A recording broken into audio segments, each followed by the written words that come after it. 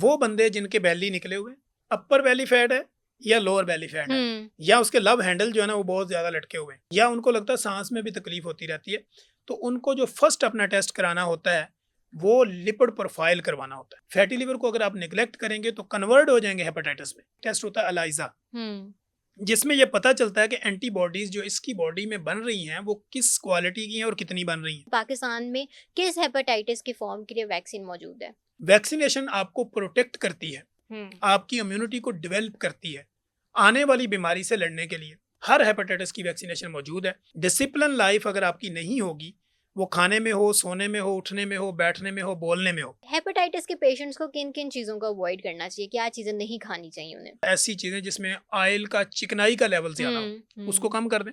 Chia seed इस्तेमाल करें, lemon की शिकंजवी लें, कच्ची लस्सी लें। कच्ची लस्सी में यह कि अगर 1 गिलास आपके पास दूध है तो 4 गिलास पानी उसमें ऐड करें। अब जब आपको उल्टी आती है और उल्टी के साथ खून आता है तो वो डायरेक्ट मैदे से आ रहा होता है, यानी आपके मैदे में कोई अल्सर बन जाता है। पीले जरकान को तो 2 से 3 हफ्ते किसी दवाई की जरूरत नहीं होती, वो खुद ब खुद रिवर्स हो जाता है। सिर्फ आपने एहतियात करनी होती है बहुत ज्यादा ऑयली स्पाइसी चीजों को। पानी का इंटेक बढ़ाना होता है। अच्छा, हेपेटाइटिस के कुछ टेस्ट होते हैं जो आप हमसे ज्यादा बेहतर समझते हैं, तो मैं चाहूंगी कि हमें कुछ टेस्टों के बारे में भी बताएं कि कौन कौन से टेस्ट होते हैं और वो कब कब करवाने जरूरी होते हैं।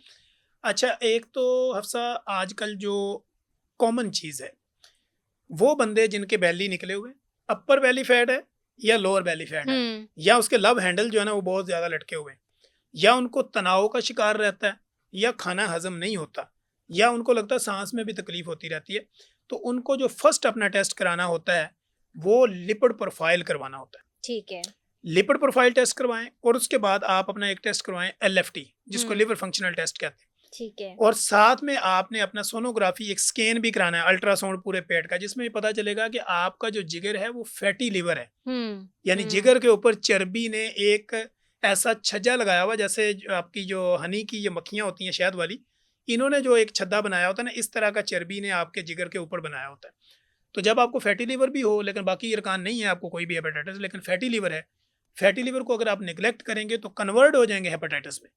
तो इसलिए आपने फैटी लिवर को भी फौरी रिकवर करना है, रिवर्स करना है या उसको रिकवरेबल बनाना है। तो अब आपने इसके टेस्टों के लिए LFT पे चले गए। LFT में अगर आपने देखा कि रेज हो रहा है, जिगर की कोई बीमारी निकल आई है, तो फिर आपने hepatitis A, B, C, D और E, ये 5 जो मैंने टाइप्स बताई हैं, लेकिन ये आप खुद से नहीं कर सकते। जब आपको कोई जिगर का LFT हो गया, आपने अपने कंसल्टेंट के पास जाना, अपने डॉक्टर के पास जाना। वो डॉक्टर आगे डिसाइड करेगा कि इसके अकॉर्डिंगली और आपकी फिजिकल कंडीशन देखने के बाद अब मुझे किस टेस्ट की जरूरत है। A की जरूरत है, E की है, B की है, C की है या D की है। तो वो कैटेगराइज करके वो टेस्ट करेगा, उसमें स्क्रीनिंग होगी। स्क्रीनिंग टेस्ट में पता चलेगा पॉजिटिव है या नेगेटिव है। उसके बाद एक टेस्ट होता है अलाइजा, जिसमें यह पता चलता है कि एंटीबॉडीज जो इसकी बॉडी में बन रही हैं वो किस क्वालिटी की हैं और कितनी बन रही हैं। फिर आगे जो टेस्ट होते हैं वो डिफरेंट है, जैसे हमने DNA, PCR और उसमें हम करवाते हैं हेपेटाइटिस B, C वगैरह का। उसमें फिर हमने डिफरेंट चीज़ें देखनी होती है कि वायरल लोड कितना है और कितना नहीं है।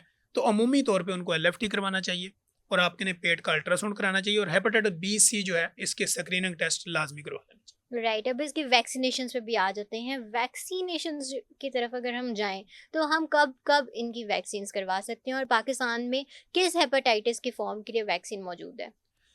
जी हफ्सा, जो हेपेटाइटिस की वैक्सीनेशन है ना, वैक्सीनेशन बेसिकली लोग ये समझते हैं कि मैं अगर वैक्सीन एक बार लवा ली तो डॉक्टर साहब मैनू लगता पूरी जिंदगी मैंने यरकान नहीं होना। तो ऐसा नहीं होता।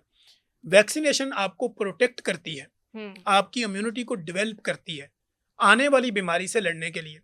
सम टाइम आपका अगर इम्यून सिस्टम वीक है, आपने वैक्सीनेशन करवाई भी हुई है, तो भी आपको हेपेटाइटिस हो सकता है। तो इसलिए हमारे यहाँ बच्चों में भी हेपेटाइटिस B की वैक्सीनेशन भी लगती है, C की भी अवेलेबल है, और A और E की जो पीला जरकान वगैरह इनकी तो ऑलरेडी ट्रीटमेंट अवेलेबल है। तो अगर आपने हेपेटाइटिस आपको B है, C है या D, जो तीनों खतरनाक मैंने बताए, अगर आपने इनकी मेडिकेशन के कोर्स मुकम्मल कर लिए, जो भी आपके कंसल्टेंट ने आपको बताएं, वो इंजेक्टेबल ट्रीटमेंट हो, वो ऑरल ट्रीटमेंट हो, वो आपके लिक्विड फॉर्म में ट्रीटमेंट हो, या किसी भी तरह से आपने ट्रीटमेंट ले लिया, उसके बाद आपने रिपोर्ट्स करवाई और ये आपके नेगेटिव हो चुके हैं, या नेगेटिव अगर नहीं है तो वायरल लोड जो है वो डिटेक्टेड से आपका नॉट डिटेक्टेड की तरफ चला गया, यानी नेगेटिव हो गया। अब आपने क्या करना होता है कि आपने फिर अब भी अपने आप को वैक्सीनेशन करवानी है। बेशक आपने कोर्स कर लिया, आप ठीक है इस वक्त, लेकिन वैक्सीनेशन करवा लें, क्योंकि ये दोबारा भी हो सकता है, बार बार हो सकता है। तो इसलिए इनकी वैक्सीनेशन मौजूद है। वैक्सीनेशन करवाई जा सकती है। हर हेपेटाइटिस की वैक्सीनेशन मौजूद है और उस वैक्सीनेशन के साथ साथ आपको अपनी लाइफस्टाइल मॉडिफिकेशन भी करनी होती है, अपनी डाइट हैबिट्स को भी बदलना होता है और साथ में आपने अपने स्लीप पैटर्न को ठीक करना होता है। डिसिप्लिन लाइफ अगर आपकी नहीं होगी, वो खाने में हो, सोने में हो, उठने में हो, बैठने में हो, बोलने में हो, अगर आपकी लाइफ में डिसिप्लिन नहीं है तो बीमारियां किसी भी वक्त आपके ऊपर अटैक कर सकती हैं। राइट, और लाइफस्टाइल मॉडिफिकेशन अब हर बीमारी के लिए बहुत ज़्यादा इंपॉर्टेंट हो चुकी है, राइट। बिल्कुल अच्छा, ऐसा। हेपेटाइटिस के पेशेंट्स को किन किन चीज़ों को अवॉइड करना चाहिए, क्या चीज़ें नहीं खानी चाहिए उन्हें? हाँ, एक गर्म ठंडे वाला कॉन्सेप्ट मैंने पहले आपको बता दिया कि हेपेटाइटिस हो गया तो वो कहते हैं जी गर्म चीज़ें नहीं खानी। हम गर्म चीज़ें किसे कहते हैं? बहुत ज़्यादा हाई कोलेस्ट्रॉल यानी बहुत ज़्यादा ऐसी चीज़ें जिसमें ऑयल का चिकनाई का लेवल ज़्यादा हो, उसको कम कर दें।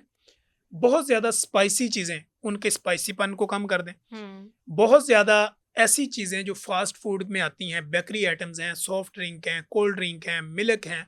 फिर लोग ये समझते हैं कि यरकान में वो कहते हैं मिल्क शेक दो, एनू 5-5 7-7 केलियां दा मिल्क शेक बना के दो, 8-8 10-10 अंबां दा एक जग बना के दो।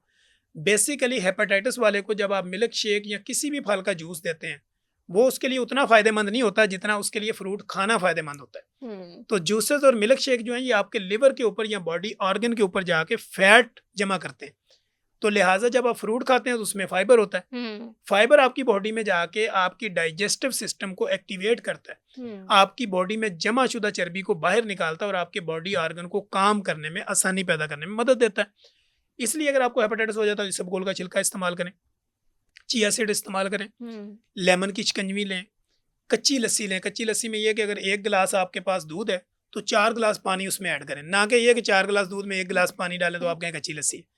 तो कच्ची लस्सी वो बनाएं कि 4 गिलास पानी हो, 1 गिलास दूध हो, मिक्स करें, हल्का सा नमक डालें, इसको कंटिन्यूसली लें। ORS जो हम बनाते हैं घर में भी बना सकते हैं, इसी तरह डिटॉक्स वाटर बना सकते हैं, वो ले सकते हैं। तो हेल्दी डाइट में आपने फ्रूट्स और वेजिटेबल का भरपूर इस्तेमाल करना होता है। ना इसमें ड्राई फ्रूट मना है, ना इसमें चिकन खाना मना है, ना इसमें फ़िश खानी मना है और ना ही इसमें मटन खाना मना है। सिर्फ इसमें बीफ जो है वो हम थोड़ा सा बंद करते हैं कि उसके में फ़ैट का लेवल ज़्यादा होता है तो थोड़ा सा कम लें। आप मटन ले सकते हैं, आप बारबेक्यू कर सकते हैं, आप फ़िश ले सकते हैं। 100 ग्राम से लेके 200 ग्राम पर डे के हिसाब से आप ये ले सकते हैं, ये आपके लिए सेफ़ है। राइट। अच्छा, मैंने अक्सर ऐसे भी पेशेंट्स देखे हैं जो इस बात की शिकायत करते हैं जी कि हमारे पेशेंट को खून की उल्टी आनी शुरू हो गई थी। वो किस स्टेज पे जाके होता है और क्यों होता है? अच्छा, जब हेपेटाइटिस को आप नेग्लेक्ट करते हैं ना, आपका ये जिगर है, इसके नीचे पित्ता है और उसके नीचे आपका जो है वो स्टोमिक है, बैंड हुआ हुआ। अब जिगर का जैसे मैंने बताया कि इन्फ्लेमेशन ऑफ लिवर जो है ये हेपेटाइटिस है। जिगर आपका एक नॉर्मल साइज से बढ़ गया, अब आपके मैदे और बाकी ऑर्गन के ऊपर भी उसका दबाव आ गया। अब जब आपको उल्टी आती है और उल्टी के साथ खून आता है तो वो डायरेक्ट मैदे से आ रहा होता है, यानी आपके मैदे में कोई अल्सर बन जाता है। यानी आपने नेग्लेक्ट किया, चीज़ें खाते जा रहे हैं, क्योंकि जिगर का, पित्ते का और मैदे का आपस में कनेक्शन है। इनमें से केमिकल रिएक्शंस होते हैं, आपके निज़ाम इंहज़ाम चलता है। तो जब वो निज़ाम इंहज़ाम आपका ठीक नहीं चलेगा, आप बेतुकी चीज़ें खाएंगे और गैर ज़रूरी तौर पे 10-12 कप चाय रोज़ पियेंगे तो आपके मैदे में एसिडिटी हो जाएगी, वहाँ पे अल्सर बनने का चांस होगा। जब अल्सर बनेगा तो इसी सूरत में आपके मुंह से ब्लड बाहर आ सकता है।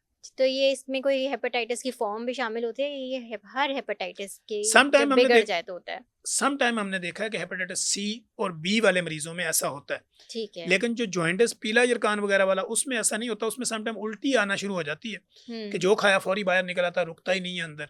तो फिर भी हमें जब हमें पता था इसको पीलिया है यानी पीला यरकान है और ये इसकी उल्टी नहीं रुक रही, तो फिर हम बाकी हेपेटाइटिस की प्रोफाइल भी करवाते हैं कि ऐसा ना हो कि हम पीलिया समझ रहे हों और इसको हेपेटाइटिस सी या बी निकल आए।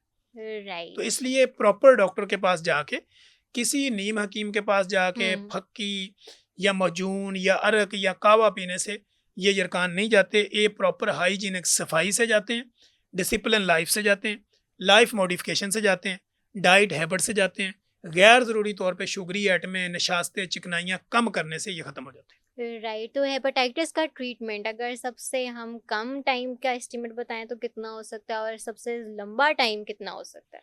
अच्छा, अगर तो आपको पीला यरकान है, जो आजकल लोग पीलिया समझते हैं, पीले यरकान को तो 2 से 3 हफ्ते किसी दवाई की ज़रूरत नहीं होती, वो खुद ब खुद रिवर्स हो जाता है। सिर्फ आपने एहतियात करनी होती है बहुत ज़्यादा ऑयली स्पाइसी चीज़ों को, पानी का इंटेक बढ़ाना होता है, वेजिटेबल और फ्रूट्स का इस्तेमाल करना होता है और सोना प्रॉपर होता है। और मैदे को इतना फुल नहीं करना होता कि खाना जो खाया हुआ बाहर निकलना शुरू हो जाए। इतना खाएं जितना आपको डाइजेस्ट हो जाए। लिक्विड चीज़ें ज़्यादा हम इसलिए देते हैं ताकि वो डाइजेस्ट प्रॉपर हो जाए। अगर आपको इसके साथ कोई सिम्टम्स आता है, हम्म उल्टी आती है तो उल्टी की दवाई लेनी है, मैदे में दर्द होता है तो मैदे की दवाई लेनी है, मोशन लगे हुए हैं तो डायरिया की दवाई लेनी है, बुखार हो रहा है तो बुखार को रोकना है। तो जॉइंटिस की बज़ाहिर डायरेक्ट कोई दवाई नहीं होती, ये ऑटोमेटिकली सफाई का ख्याल रखने से ये ठीक हो जाता है। अब आ जाता है हेपेटाइटिस बी और हेपेटाइटिस सी और डी। अगर आपको बी और डी हो गया तो मैंने बताया कि इसका जो मिनिमम जो आज के दौर के अंदर जदीद अगर हम बात करें तो 2 साल का ट्रीटमेंट है। टैबलेट होती हैं वो 2 साल आपको कंटिन्यू खानी पड़ती हैं, इंजेक्टेबल ट्रीटमेंट भी मौजूद है। जो हेपेटाइटिस सी है उसका 3 महीने का कोर्स भी मौजूद है, 6 महीने का भी मौजूद है। वो डिपेंड करता है, पेशेंट टू पेशेंट वेरी करता है, चूँकि हर पेशेंट का ना कद एक है, ना हाइट एक है, ना जिस्म एक है, ना इलाका एक है। तो हम जो यहाँ पे जो भी बात कर रहे होते हैं ये एक जनरल नॉलेज डेवलप कर रहे होते हैं। इसको सुनने के बाद अगर किसी की बॉडी में कोई सिम्टम्स हैं तो उन्होंने अपने कंसल्टेंट के पास जाके उसको बताना होता है अपने डॉक्टर को कि मुझे जो फीलिंग आ रही है, और उसका डॉक्टर फिर डिसाइड करता है पेशेंट की कंडीशन के मुताबिक इसको कौन सा ट्रीटमेंट देना है और कब तक देना है। राइट।